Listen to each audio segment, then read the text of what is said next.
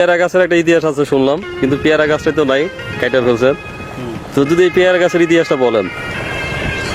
এই পেয়ারা গাছটা পেয়ারা মানে শাবনূর যে ছিল, উনি পেয়ারা ওই গাছ থেকে পায়রা খাইতেছে গাছের দিয়ে।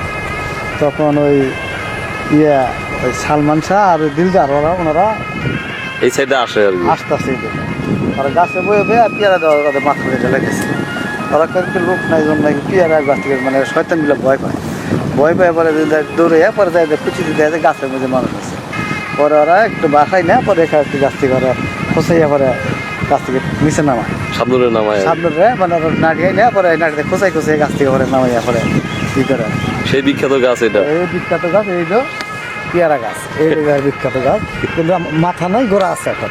আচ্ছা, কাইটা ফেলানো হয়েছে। কাটা ফেলাচ্ছে মানে ভাঙছিল তো এমনি পরে কাটা আছে একটু মোটা গাইতে দিচ্ছে। এখন মানে সাবনুরের চড়া মানে সোয়া গাছ এটা। শাবনুর আপাতত এখন অস্ট্রেলিয়ায় থাকে। তো যদি ভিডিও দেখে তাহলে হয়তো তার স্মৃতি মনে পড়বে যে আমার এই গাছটাতে, পেয়ারা গাছ থেকে আমার সালমান খোঁচাইয়া নামাইছিল এখানে সেই গাছটা।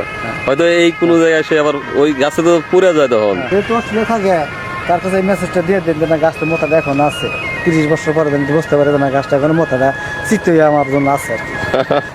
দর্শক, আমরা আনন্দ মুভি যারা দেখেছি তারা দেখি যে এই জায়গাটিতে অনেকগুলো জাল ফালানো ছিল, যেখানে শাবনুর গানের সময় পারফর্ম করেন। তো ভাই যদি বলেন কি মনে আছে এখানকার স্মৃতি?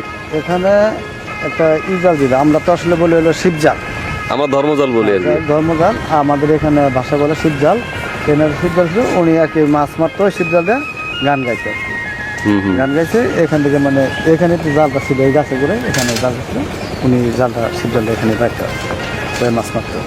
তখন তো এগুলো অনেক পরিষ্কার ছিল, পরিষ্কার ছিল, এবং মাছ মারতো আর গান গাইতো। এখানে গান গাইছিল না?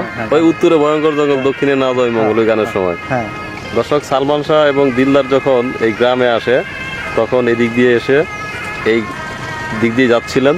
তো যাওয়ার সময় এই পাশে দেখুন যে একটি ভাঙা পেয়ারা গাছ, এই পেয়ারা গাছের নিচ দিয়ে যাওয়ার সময় হঠাৎ মাথায় কিছু একটা পড়ে, পেয়ারা এরকম পড়ে। তখন দিলদার তো ভয় পেয়ে সরে যায়। তখন সালমান শাহ তখন খুঁজে দেখার চেষ্টা করে যে আসলে কি পড়লো বা উপরে কেউ আছে কিনা। তখন সে শাবনুরকে দেখার পরে একটা লাঠি নিয়ে এসে তখন শাবনুরকে তখন সে গাছ থেকে খোঁচায় নামায়। হয়তো শাবনুর এই জায়গাটাতে পড়েছিলেন। তো এই রাস্তার কথা শুনছিলাম যে এই রাস্তায় নাকি ওই যে গরুর গাড়ির যে গানের সময় যে দৃশ্য ধারণ করা হয়, ওটা এই রাস্তায় করা হয়েছিল না? এই রাস্তায় গরুর গাড়ি শাবনুরে পাশে দাঁড়ায় গান ডাকায়। এই রাস্তায় এই যে সাইড দিয়ে ভুট্টা লাগানো আসল, এই যে নিচে যে জায়গা দেখতেছে এদিকে ভুট্টা গাছ ছিল না? ভুট্টা গাছ ছিল, এই রাস্তায় গান শুটিং। আচ্ছা, আমরা সবই জানি, আমরা বুঝি সবই ভালো। ছোট ছিলেন তারপরেও মনে আছে এগুলো? সব মনে আছে, আমরা দেখছি, শুটিং দেখছি, কাছে আসে শুটিং দেখছি এই জায়গায়। তাহলে এই যে আমরা নিচে যে জায়গাটা দেখতেছি এই জায়গায় ছিল ভুট্টা ক্ষেত। তো শাবনুর যখন গরুর গাড়ি দিয়ে আসে তখন যে আমরা দুই পাশে ভুট্টা ক্ষেত দেখি, সেই ভুট্টা ক্ষেতগুলো এই নিচে ছিল, এই পাশেও ছিল, সব জমিতেই ভুট্টা ছিল তখন। তো যে কোনো দৃশ্যটা সুন্দর লাগছে দেখতে, ঠিক না?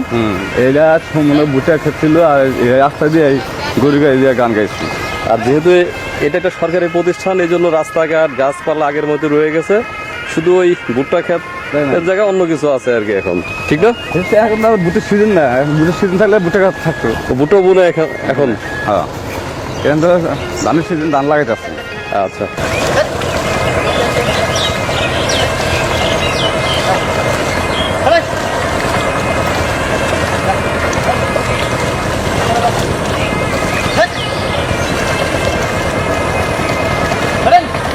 বাড়ি কি এই গ্রামে?